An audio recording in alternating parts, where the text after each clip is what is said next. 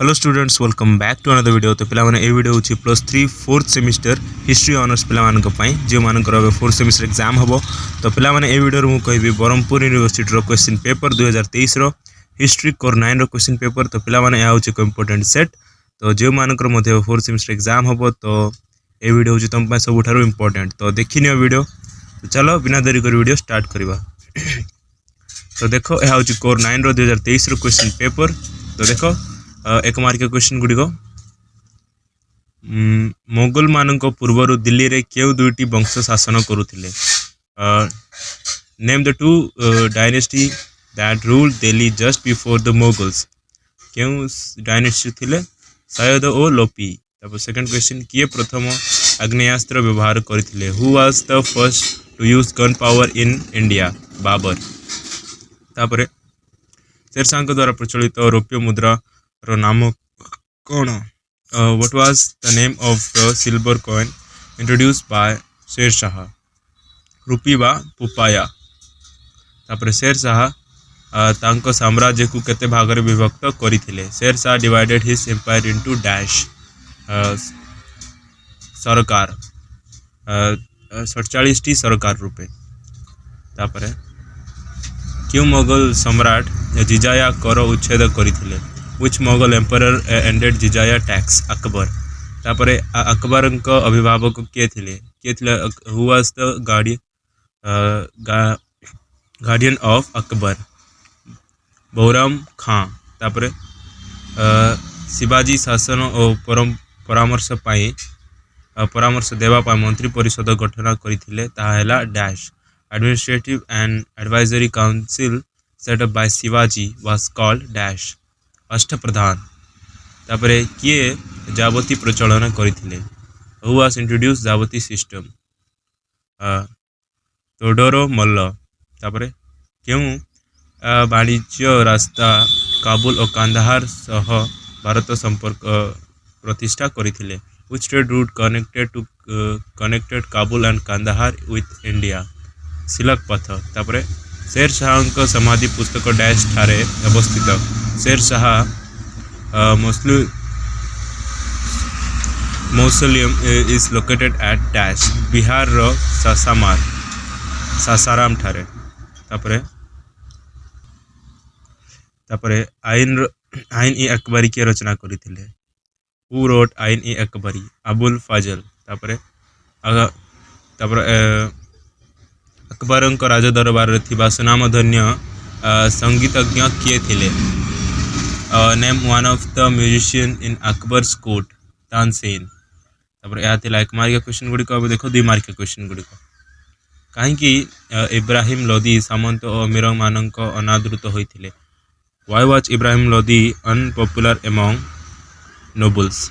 देखो दिल्ली रे लोदी वंश इब्राहिम लोदी राजत्व करुथिले। से थिले गर्वी और संकीर्ण मना। ता पारग प्रजावत्सलता तांको पाखे न थिला। तांकर गर्व और क्रोध मनोभाव जोगु बहु सामंत और अमीर माने अनादृत करथिले। तब नेक्स्ट क्वेश्चन झरका दर्शन। अकबर प्रतिदिन 3 थर प्रजा को दर्शन दे शासन कार्य परिचालना कले। प्रथम सूर्योदय पर जनता दरबार बसे अभियोग शुणाणी हुए। सरकार सकाल ए दरबार कार्य को झरका दर्शन कह जाए। जनता व्यक्तिगत संपर्क प्रतिष्ठा पाई अकबर प्रयास शासन अंश विशेष थिला। झरका दर्शन पर अकबर साधारणतः दर्शकों को प्रासाद को दीवान ई खास और दीवान ई आम को जानती। तापरे सुली कुल एक अरबीय शब्द जार अर्थ है सार्वजनीन शांति। यही दर्शन प्रकृत में सूफी रहस्यवाद आध्यात्मिकता ठारू सृष्टि होइछि। अकबर शांति स्थापन सर्वधर्म तत्व सहयोगिता भित्तिर प्रगति पथरे साम्राज्य को परिचालना करने उद्देश्य सुई ई कुल दर्शन को पाथेय करिसंती। सुले ई कुल दर्शन परिप्रेक्षी रे ऐतिहासिक तारा चांद मृत व्यक्त करती। अकबर सार्वजनीन सहिष्णुता सर्वस्व उदार धर्मवाद सूफीवाद और वेदांतर प्रभाव सृष्टि होइछि।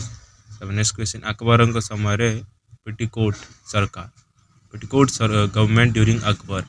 बहरम खां को पतन पर अकबर जड़े नहरर नारी द्वारा प्रभावित होइथिले। तांको द्वारा अकबर प्रभावित होइथिले और शासन रे प्रमुख अंश ग्रहण करथिले। तेणु ऐतिहासिक माने 1560 रु 1562 ख्रीष्टाब्द समय को पेटीकोट सरकार कहा जाए।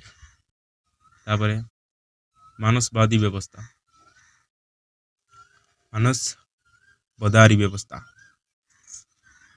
सिस्टम क्यों पदस्थ सामरिक कर्मचारी अधीन रे केते संख्यार सैन्य परिचालित हेबे एहार संख्या को भित्ति करी पदातिक बाहिनीर संरचना होइथाय।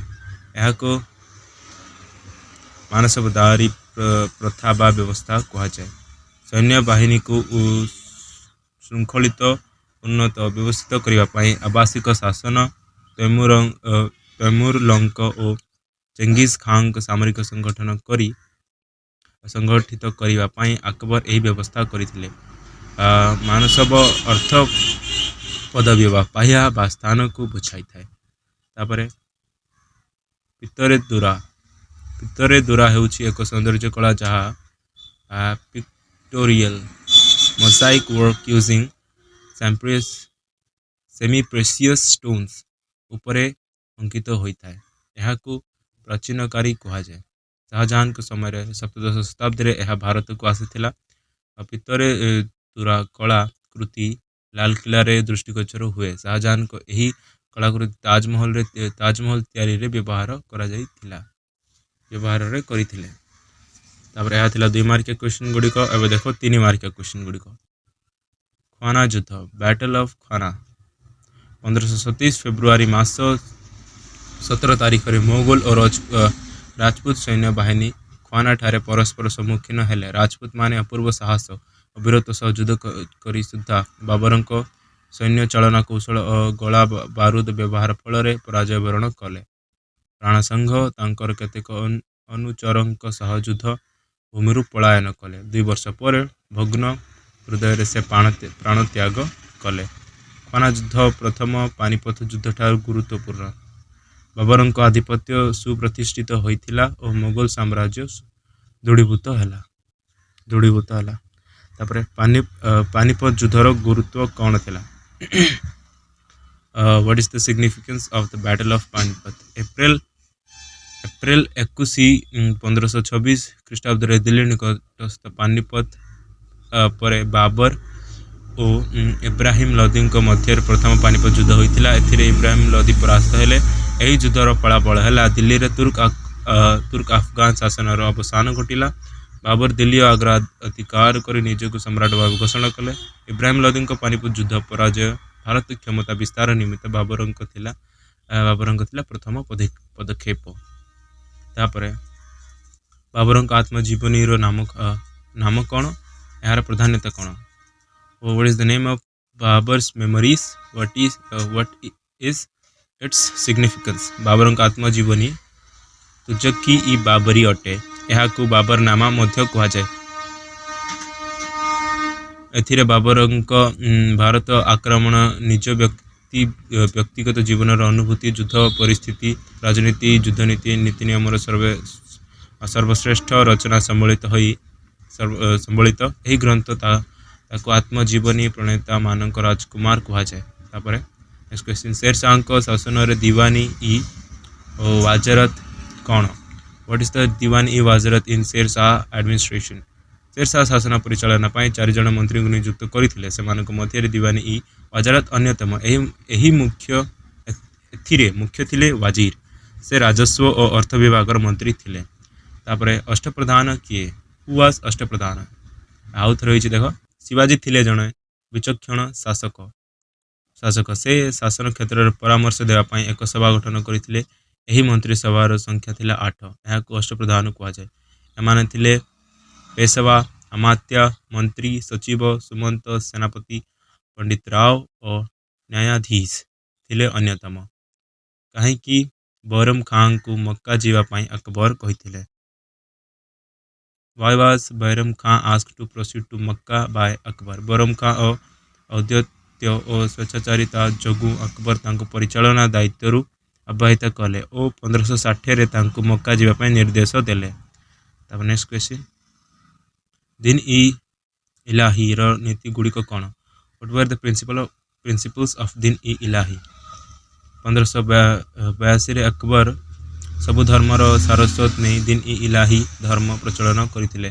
ଏହାର ନୀତି ହେଲା ସବୁ ଧର୍ମ ପ୍ରତି ସହନଶୀଳତା ଓ ସବୁ ଲୋକ ପାଇଁ ଗୋଟିଏ ବିଶ୍ୱାସ। ତାପରେ ସରଳ ନୀତି ନିୟମ ଜୀବନଯାପନ କରିବା। ତାପରେ ମାଂସ ପିଆଜ ରସୁଣ ଭକ୍ଷଣ ନିଷେଧ ଥିଲା। ତାପରେ ଧର୍ମାବଲମ୍ବୀ ମାନେ 4ଟି ଜିନିଷ ତ୍ୟାଗ କରିବାକୁ ହେବ, ଯଥା ସମ୍ପତ୍ତି, ଜୀବନ, ଧନ ଓ ସମ୍ମାନ। ତାପରେ ଆଦମ ଖାଁ କିଏ? କାହିଁକି ଅକବର ତାଙ୍କୁ ହତ୍ୟା କଲେ? Was Adam Khan why he was killed by Akbar? 1561ରେ ଆଦମ ଖାଁଙ୍କୁ ମାଳବର ଶାସକ ରୂପେ ନିଯୁକ୍ତି ଦିଆଗଲା। ଆଦମ ଖାଁଙ୍କ ଅତ୍ୟାଚାର ଅକବର ସହ୍ୟ କରିପାରିନଥିଲେ, ତେଣୁ ତାଙ୍କୁ ହତ୍ୟା କରାଗଲା।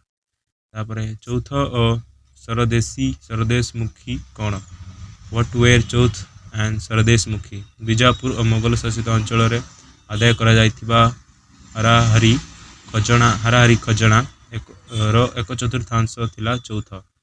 ସରଦେଶମୁଖୀ ଖଜଣା ଆଦାୟ କରାଯାଉଥିବା ହାରାହାରି ଖଜଣାର 1/10 ଯାହା ବର୍ଷକୁ ଥରେ ଆଦାୟ କରାଯାଉଥିଲା। ତାପରେ ତୁଝକି ଇ ଜାହାଙ୍ଗୀର କ'ଣ? ହ୍ୱାଟ୍ ଇଜ୍ ତୁଝ୍ ଇ ଜାହାଙ୍ଗୀର? ତୁଝକି ଇ ଜାହାଙ୍ଗୀର। ତାପରେ ଆନ୍ସର ଦେଖ, ପୂର୍ବପୁରୁଷଙ୍କ ପଦାଙ୍କ ଅନୁସରଣ କରି ସମ୍ରାଟ ଜାହାଙ୍ଗୀର ନିଜର ଆତ୍ମଚରିତ ତୁଝକି ଇ ଜାହାଙ୍ଗୀର ବା ଜାହାଙ୍ଗୀରନାମା ପାରସିକ ଭାଷାରେ ରଚନା କରିଥିଲେ। ଏଥିରେ ତାଙ୍କ 19 ବର୍ଷ ଶାସନର ବିବରଣୀ ପ୍ରକାଶିତ ହୋଇଛି। ସପ୍ତଦଶର ଶାସନ ବିଷୟରେ ବିବରଣୀ ରଚନା ପରିସମାପ୍ତି ପରେ ଅବଶିଷ୍ଟ ରଚନା ପାଇଁ ମେମୋତମଦ ଖାଁଙ୍କୁ ଦାୟିତ୍ୱ ଦେଇଥିଲେ। ସେ 2 ବର୍ଷର ବିବରଣୀ ରଚନା ପରେ ଶେଷରେ ମହମ୍ମଦ ହାଡ଼ିଙ୍କୁ ଦାୟିତ୍ୱ ଦିଆଗଲା। ତାପରେ ଇଣ୍ଡୋ ଇସଲାମୀୟ ସ୍ଥାପତ୍ୟ, ଇଣ୍ଡୋ ଇସଲାମୀୟ ଆର୍କିଟେକ୍ଚର। ହିନ୍ଦୁ ଓ ମୁସଲମାନମାନଙ୍କ ସ୍ଥାପତ୍ୟର ସ୍ୱତନ୍ତ୍ରତା ରହିଥିଲେ ମଧ୍ୟ ଭାରତରେ ମୁସଲମାନ ରାଜ୍ୟ ପ୍ରତିଷ୍ଠା ହେବା ପରଠାରୁ ଉଭୟ ମିଶ୍ରଣ ହୋଇ ଏକ ନୂତନ ସ୍ଥାପତ୍ୟ ଶୈଳୀ ଇଣ୍ଡୋ ଇସଲାମର ଜନ୍ମ ନେଇଥିଲା, ଯାହାକୁ ଇଣ୍ଡୋ ସାରାସେନୀୟ କିମ୍ବା ପଠାନ ମଧ୍ୟ କୁହାଯାଏ। ଏହି ସ୍ଥାପତ୍ୟ ବ୍ରାହ୍ମଣ, ବୌଦ୍ଧ, ଜୈନ, ଇସଲାମ ଆଦି ସ୍ଥାପତ୍ୟର ପ୍ରତିନିଧିତ୍ୱ କଲେ। ତାପରେ ଚିସ୍ତି ସିଲସିଲା। ଖ୍ୱାଜା ଅବଦୁଲ ଚିସ୍ତି 966 ଖ୍ରୀଷ୍ଟାବ୍ଦରେ ହେରାଟ ଠାରେ ଚିସ୍ତି ସିଲସିଲା ପ୍ରତିଷ୍ଠା କରିଥିଲେ। ଭାରତରେ ଖ୍ୱାଜା ମୁଇଉଦ୍ଦିନଙ୍କ ଦ୍ୱାରା ଭାରତରେ ଚିସ୍ତି ସିଲସିଲା ଆରମ୍ଭ ହୋଇଥିଲା। ତାଙ୍କ ବାଣୀ ଥିଲା, 1 ପରୋପକାର ଦ୍ୱାରା ସ୍ୱର୍ଗପ୍ରାପ୍ତ, 2 ମାନବ ସେବା ହିଁ ଆଲ୍ଲାହଙ୍କ ସେବା, 3 ଏକଶ୍ୱରବାଦୀ, 4 ତାଙ୍କ ମତରେ ଥିଲା ପ୍ରେମ ଓ ଭକ୍ତି, 5 ମଣିଷ ଭଗବାନ ପ୍ରତି ତାଙ୍କର ଉଚ୍ଚ ବିଚାରଧାରା ଥିଲା। ତାଙ୍କର ଶିଷ୍ୟ ଥିଲେ ଶେଖ ହମିଦ ଉଦ୍ଦିନ ଏବଂ ଶେଖ ବଖତିୟାର କାଜୀ ସାହେବଙ୍କ ଉତ୍ତରାଧିକାରୀ ଥିଲେ ବାବା ଫରିଦ। ସେ ତାଙ୍କର ଧାର୍ମିକ କାର୍ଯ୍ୟକଳାପ ଚିସ୍ତି ସିଲସିଲାକୁ ସର୍ବଭାରତୀୟ ସଂଗଠନରେ ପରିଣତ କରିଥିଲେ। ଏମାନଙ୍କ ବ୍ୟତୀତ ଶେଖ ନିଜାମୁଦ୍ଦିନ ଆଇହିଆ ଓ ଶେଖ ନସିରୁଦ୍ଦିନ ଥିଲେ ଚିସ୍ତି ସିଲସିଲାର ମହାନ ବ୍ୟକ୍ତିତ୍ୱ। ତାପରେ ଲାଷ୍ଟ କ୍ୱେଶ୍ଚିନ୍, ଅଫଜଲ ଖାନ ମୋଗଲମାନଙ୍କ ସହିତ ସନ୍ଧି କରିବାରେ ଶିବାଜୀଙ୍କୁ ଦମନ କରିବା ଉଦ୍ଦେଶ୍ୟରେ ବିଜାପୁର ସୁଲତାନ 1659 ଖ୍ରୀଷ୍ଟାବ୍ଦରେ ଅଫଜଲ ଖାଁଙ୍କୁ ପ୍ରେରଣ କଲେ। ଶିବାଜୀ ସେ ସମୟରେ ପ୍ରତାପଗଡ଼ ଦୁର୍ଗରେ ଅବସ୍ଥାନ କରୁଥିଲେ। ଅଫଜଲ ଖାଁ ପ୍ରତାପଗଡ଼ ଦୁର୍ଗ ଅଧିକାର କରିବାକୁ ଅସମର୍ଥ ହେଲେ, ଏଣୁ ସେ କୂଟନୀତିର ଆଶ୍ରୟ ନେଲେ। ସେ କୃଷ୍ଣାଜୀ ଭାସ୍କର ନାମକ ଏକ ବ୍ରାହ୍ମଣ ଦୂତଙ୍କୁ ଶିବାଜୀଙ୍କ ନିକଟକୁ ପଠାଇ ତାଙ୍କୁ ସାକ୍ଷାତ ପାଇଁ ନିମନ୍ତ୍ରଣ କଲେ, କିନ୍ତୁ ଶିବାଜୀ କୃଷ୍ଣାଜୀ ଭାସ୍କରଙ୍କଠାରୁ ଅଫଜଲ ଖାଁଙ୍କ ମନ୍ଦ ଉଦ୍ଦେଶ୍ୟ ସମ୍ପର୍କରେ ସୂଚନା ପାଇଥିଲେ। ତେଣୁ ଅଫଜଲ ଖାଁଙ୍କୁ ସାକ୍ଷାତ କରିବାକୁ ଯିବା ସମୟରେ ଶିବାଜୀ ନିଜକୁ ଗୁପ୍ତ ଅସ୍ତ୍ରରେ ସଜ୍ଜିତ କରିଥିଲେ। ମିଳନ ସ୍ଥଳରେ ଅଫଜଲ ଖାଁ ଶିବାଜୀଙ୍କୁ ଆଲିଙ୍ଗନ ପୂର୍ବକ ହତ୍ୟା କରିବା ପାଇଁ ଉଦ୍ୟମ କଲେ, ମାତ୍ର ଶିବାଜୀ ତାଙ୍କର ବାଘ ନଖରେ ଅଫଜଲ ଖାଁଙ୍କୁ ହତ୍ୟା କଲେ। ବିଜାପୁର ସେନାବାହିନୀ ଛତ୍ରଭଙ୍ଗ ଦେଲେ ଏବଂ ବହୁ ଧନ ସମ୍ପତ୍ତି ଶିବାଜୀଙ୍କ ହସ୍ତଗତ ହେଲା। तो पिला माने यहाँ थिला कोर 9 रो प्रीवियस ईयर क्वेश्चन पेपर। आशा करछि वीडियो भल लागिथिबा। वीडियो भल लागिथिले like share and subscribe for more. Next video देखाबा। Thanks for watching. बाय।